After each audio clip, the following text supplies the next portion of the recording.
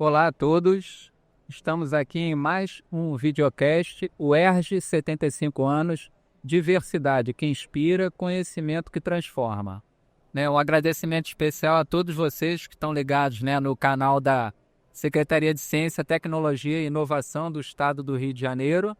Hoje, abrindo esse dia especial em menção à nossa Universidade do Estado do Rio de Janeiro, um momento importante para que a nossa UERJ possa mostrar um pouco das suas muitas potencialidades, Eu sou Felipe Januzzi, jornalista, assessor de comunicação da Pró-Reitoria de Saúde e a PR5, e também do Hospital Universitário Pedro Ernesto. Esses videocasts são uma parceria, da Secretaria de Ciência, Tecnologia e Inovação com a Comuns, que é a Diretoria de Comunicação da UERJ, e o nosso objetivo é dar voz a esses pesquisadores de nossa universidade. E nesse episódio, nós vamos falar sobre o tratamento da hipertensão e diabetes na pessoa idosa. Nós vamos dar um mergulho sobre os principais cuidados no tratamento da hipertensão e do diabetes na pessoa idosa, destacando a importância da escuta, do acompanhamento contínuo e de práticas integradas de saúde para garantir qualidade de vida na velhice. E para tal, temos um convidado para lá de especial, que é o professor José Augusto Messias, um ilustre representante da nossa universidade. Professor Messias, é uma grande alegria contar com a sua presença. O professor Messias é professor titular da UERJ. Eu vou falar resumidamente o currículo, porque é um currículo muito extenso, com muitas colaborações no âmbito da pesquisa, do ensino, na divulgação do conhecimento. O professor Messias é professor titular da UERJ, é diretor do Núcleo de Estudos da Saúde da Adolescência, que é o NESA, membro titular da Academia Nacional de Medicina, assessor ad hoc da Fundação de Amparo à Pesquisa do Estado do Rio de Janeiro, a FAPERJ, e também é presidente do atual Congresso Científico do UP, que será agora no final de agosto. É uma honra recebê-lo, professor Messias. Obrigado.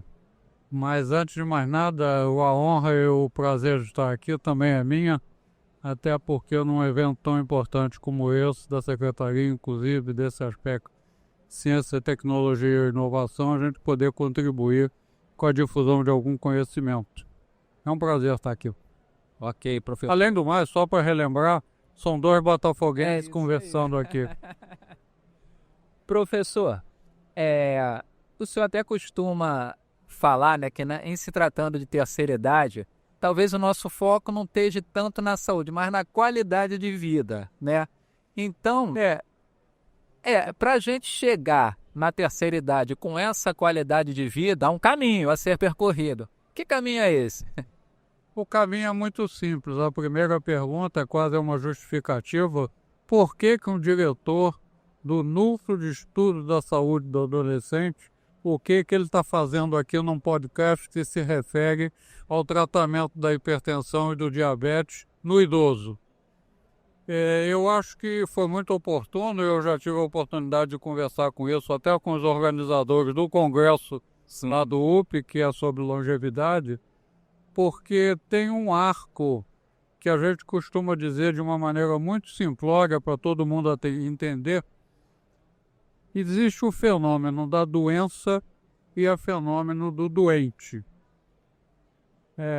Para os alunos residentes, nós costumamos, como professor, dizer o seguinte: a doença, o doente, é um evento terminal de uma doença que vem evoluindo silenciosamente ao longo de muitos anos. Eu costumo dizer, sem tomar muito tempo, nome mais inapropriado do que, por exemplo, infarto agudo do miocárdio, a partir desse nome é que as pessoas começam a cuidar da saúde do coração. Essa doença vem desde o feto.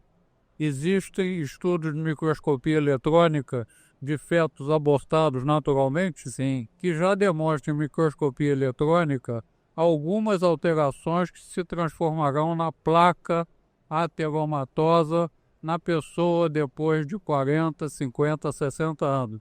Então, de agudo não tem nada. Aquilo devia ser evento terminal de uma doença chamada aterosclerose coronariana. Sim. Isso é um jogo de palavras, caro, porque ficou esse símbolo, infarto agudo, aconteceu agora eu tenho que me cuidar. E especificamente essas duas situações que estão pautadas para hoje, tanto a hipertensão arterial sistêmica como a hipertensão arterial sistêmica idiopática, aquela que não tem uma causa outra que leva à hipertensão, tumor de suprarrenal, tumor de porfírio, enfim, causas médicas, e o diabetes mellitus. Todas essas doenças estão presentes muito antes da pessoa ficar doente. E daí porque toda a prática preventiva, toda a prática de cuidados primários em saúde, acesso a levantamentos epidemiológicos de fatores de risco, e aí entra um denominador comum, que é um motivo de muito interesse até para os adolescentes, que é a obesidade, que eu poderia sintetizar hoje como sendo o palco, já que nós estamos perto do palco próximos a ele, né? O tratamento da hipertensão, do diabetes, da aterosclerose generalizada e várias outras doentes, eles devem conversar muito cedo, na adolescência. Nós temos um estudo que você conhece, você estava no NELSA naquela época. Exatamente. É o EGCA, o Estudo do Risco Cardiovascular em Adolescentes. Sim. 77 mil adolescentes em todo o Brasil, com municípios de mais de 100 mil habitantes, escolas públicas e privadas. Nesses adolescentes buscados na escola, eles não sentiam nada. Eram pessoas, até prova em contrário, saudáveis. E que avaliamos com exames laboratoriais, que eu vou falar em seguida os resultados, praticamente 77 mil adolescentes.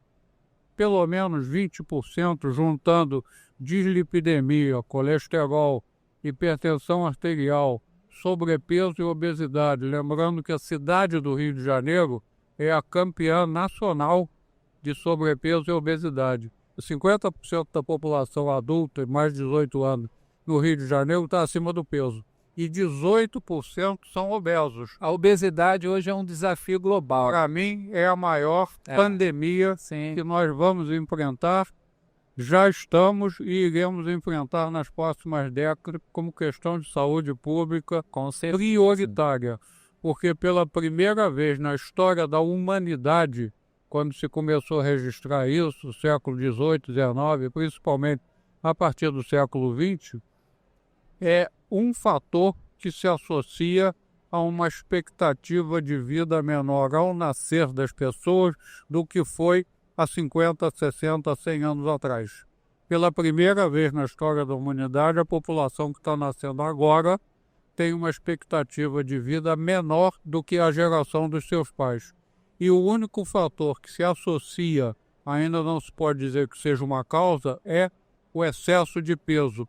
Seja o sobrepeso, o IMC de 25 até 30, sintetizando, de quilo por metro quadrado, e 18% aqui no Rio de Janeiro já são obesos, tem o IMC acima de 30.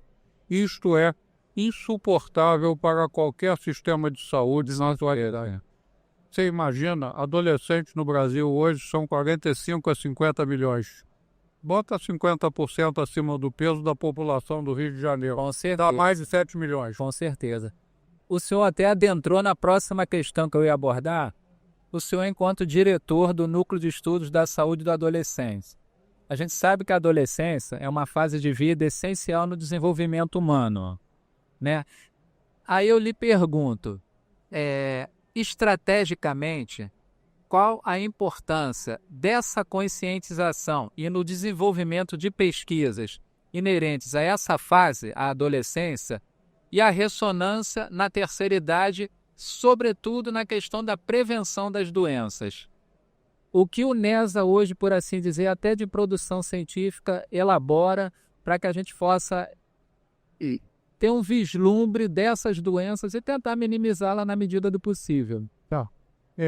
Esse estudo que eu acabei de relatar, estudo do risco cardiovascular em adolescente, que é o EGCA, que foi o acróstico que ficou conhecido, teve a participação como coordenação regional do NESA.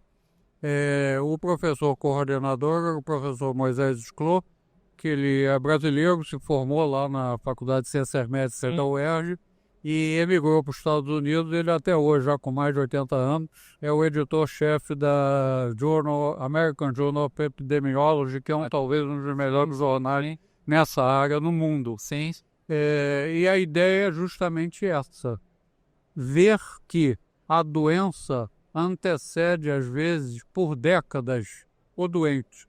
O hipertenso, geralmente, a maioria é diagnóstico há 40, 50 anos. O diabetes de adulto, o diabetes tipo 2, do adulto, da síndrome de resistência periférica à insulina, que é o fenômeno fisiopatológico básico, também é por volta dos 40, 50 anos ou coisa que eu vale. Mas a doença já estavam nessas pessoas há muito tempo. E como eu falei, o doente ele é um evento terminal da história natural das doenças. Por isso é que a gente vê a dificuldade de tratar o hipertenso, a dificuldade de tratar o diabetes, a dificuldade enorme de tratar a obesidade, que é uma compulsão, né? Ela é muito mais uma doença de natureza mental que leva à compulsão pela comida do que propriamente simplesmente ele é porque ele é desregrado, ele é mal educado. Não é nada disso. Sim. Ninguém é gordo porque quer. Sim. As pessoas são gordas porque não podem ser diferentes. E a gente tem que entender muito isso, que muito está na vida mental dessas pessoas. E já nascem com um perfil. Eu costumo brincar muito com os meus pacientes, se são acima do peso, alguns deles. Faz o seguinte: fecha os olhos e faz um retrato da tua família pelo lado da mãe na tua cabeça agora. Você está vendo aí um grupo deles que são gordinhos. Então é um fator genético que a pessoa já nasce com a tendência. Se expuser a uma dieta desbalançada, uma dieta descontrolada, uma dieta à base de hidrato de carbonos, inevitavelmente essa facilidade, vamos chamar assim, que a genética lhe impôs, vai se transformar no idoso hipertenso, diabético, com aterosclerótico, demenciado, tumores que estão associados à obesidade, alguns tipos de câncer têm uma associação. E cuidado nessa palavra, porque a associação não é causação. Existe uma série de coisas que são associadas a alguns problemas que nos acometem no binômio saúde e doença ao longo da vida. Mas não é causa única e específica, porque todas essas doenças são multifatoriais e a gente ainda está, vamos dizer assim, tateando nas pesquisas, como você está falando. E para terminar a resposta à tua pergunta, o nosso papel na universidade, na área da saúde, é formar profissionais conscientes e competentes e produzir conhecimento. E na área da saúde, principalmente da saúde na parte clínica, de atenção ao acolhimento à pessoa que adoece, é fazer isso de maneira modelar. Então o NESA, ele, com essas pesquisas, nós temos 3 programas de obesidade atualmente no NESA. Um deles até vai participar aqui em algum dia. Então é o programa do obeso simples, o Pique Vida, que é feito por uma nutricionista que dá uma orientação de natureza dietética, nutricional, para fazer uma dieta mais saudável, né? Não sair do hidrato de carbono, proteínas, vegetais, essas coisas todas. E um cuidado específico com o hipertenso também.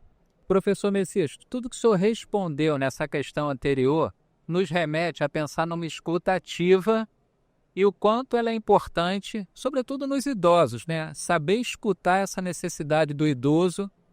E a gente sabe que hoje em dia o profissional médico, a gente está num evento aqui global de inovação e sabe que grande parte das novas tecnologias estão na área da saúde. A questão é como esses novos, sobretudo os novos profissionais, utilizarem essas ferramentas de modo que ampliem essa escuta ativa, humanizando o tratamento e, quiçá, até prevenindo doenças. Eu sou meio provocativo, você sabe disso, você me conhece há muito tempo.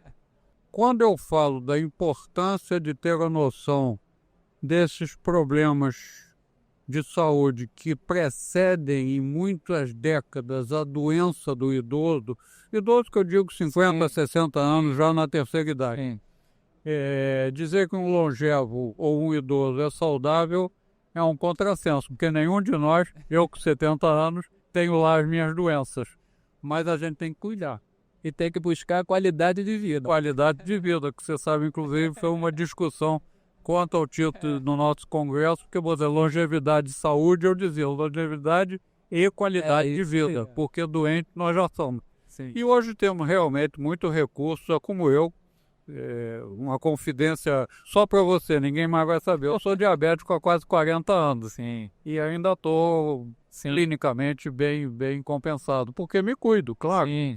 Mas o que eu estava querendo dizer é que o tratamento, o cuidado ao longo das nossas vidas, eles têm focos muito diferenciados às vezes. Por exemplo, a criança, todo mundo, o neonato, o recém-nascido, 5 anos, 10 anos, ele é muito mais nas prevenções, na vacinação, acompanhar o crescimento nas curvas, o peso, etc. Assim, a escolaridade vai por aí afora, né? Sem desprezar que aí também tem doença, mas o mais comum é a puericultura, como a gente conhece. Quando chega na adolescência, continua um pouco isso, mas já tem um diferencial.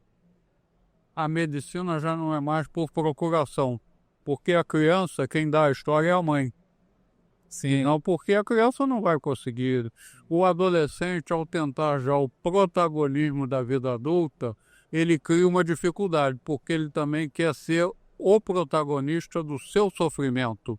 E por toda razão, a família, os pais, as mães, algumas outras pessoas mais idosas, tentam de alguma maneira também fazer o relato do que elas percebem nele. Mas isso é o normal e a gente tem que aprender a fazer isso. E o adulto, normalmente ele até os 40 anos se sente o super-homem. Eu não tenho nada, não vou fazer nada. E aí começam a aparecer os problemas. Então, na ação médica, não tem nada mais importante do que a ausculta. Eu costumo dizer, e falei até isso há pouco tempo com os residentes, para ser médico você tem que ter empatia. Empatia é o quê? Gostar de gente. A empatia desenvolve um sentimento ao longo da vida de solidariedade, que no caso específico do médico com o paciente de qualquer idade, mais ainda do idoso, significa você estar ao lado do paciente, não incorporando, mas sabendo que qualquer sofrimento, por maior ou menor que seja, tem que ser responsabilidade tua, junto com o paciente, de dar os instrumentos que a medicina tem para. E a solidariedade desencadeia a nossa prática médica do dia a dia, que é a compaixão com o sofrimento da outra pessoa. Se o exercício médico, eu costumo brincar, pega a palavra compaixão, que nós acabamos de, eu tenho pena, eu tenho solidariedade, eu sei que você está sofrendo e que você está vendo em mim alguém que possa te ajudar. Você separa a compaixão com paixão. Se o médico não fizer isso com paixão, vai procurar outra profissão. Só para a gente finalizar, professor Messias, estamos próximos aí do congresso do UP, né? O congresso científico do UP, que é sempre uma atividade bem tradicional, historicamente falando, do nosso hospital. O senhor está como presidente do congresso. Poderia adiantar um pouquinho do que a comunidade uergiana vai encontrar nesse congresso, que é sempre um momento de congraçamento, de renovação de conhecimento, de integração? Você já viu que bota o microfone na minha frente, eu ligo um piloto automático e não paro de falar. Mas o que eu queria dizer, essa pergunta é muito boa, porque é um tema que se relaciona muito a isso que nós estamos conversando aqui, que é longevidade e saúde. O que eu posso dizer é que nós teremos a programação, eu participei de toda a estrutura das comissões de programação do Congresso, vai ser fundamentalmente isso, como é que se acolhe o idoso frente à realidade atual da medicina. E como você falou, nós estamos tendo que aprender a duras penas, não será mais para a minha geração com 76 anos, mas como nós vamos incorporar as novas tecnologias que são fantásticas, que estão mudando a história da perspectiva terapêutica das pessoas, pelos sistemas de saúde no mundo inteiro. Agora, a gente tem que ver isso como uma ferramenta que nos auxilia e não demonizar, como muita gente faz, que isso vai acabar com a medicina, vai acabar com o médico, vai acabar com a relação. Isto é para quem não tem ideia do que é ser médico.